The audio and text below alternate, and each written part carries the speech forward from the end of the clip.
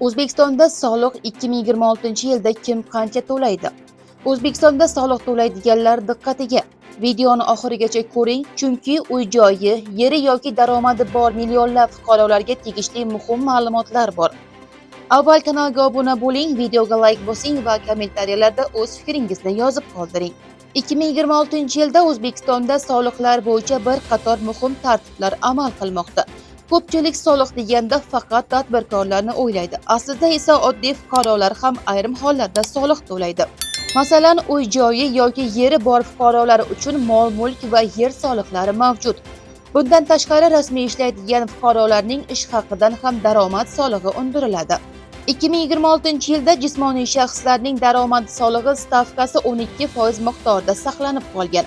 Ya'ni ish haqqingizdan soliq ushlab qolinayotgan bo'lsa, bu alohida tartib asosida amalga oshirildi. Endi uy-joy masalasiga kelamiz. Uyim bor, qancha soliq to'layman? Bu savolga hamma uchun bitta raqam bilan javob berib bo'lmaydi.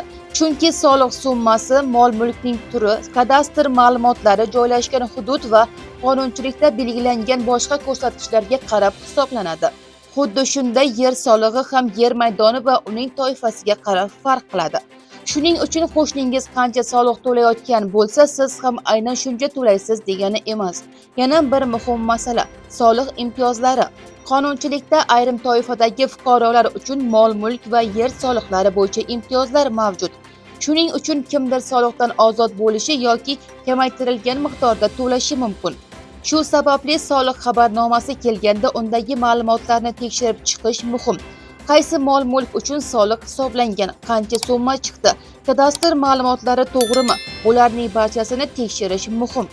Yana bir muhim jihat, soliq stavkasi bilan yakuniy to'lov summasi bir xil narsa emas. Masalan, 12% degani har bir odam aynan bir xil miqdorda pul to'laydi degani emas. Soliq bazasi va daromad miqdori ham hisobga olinadi. Demak, 2026-yilda soliq masalasi uy-joyi, yeri, ish haqqi yoki biznesi bor har bir odam uchun muhim. Agar sizga ham soliq hisoblangan bo'lsa, qancha summa chiqqanini kommentariyalarda yozing. Hududingizni ham yozsangiz, boshqa fuqarolar o'z solig'i bilan solishtirib ko'rishi mumkin. Videoni foydali deb hisoblasangiz, like bosing, kanalga obuna bo'ling va bu ma'lumotlarni yaqinlaringizga ham yuborib qo'ying. Xayr, salomat bo'ling.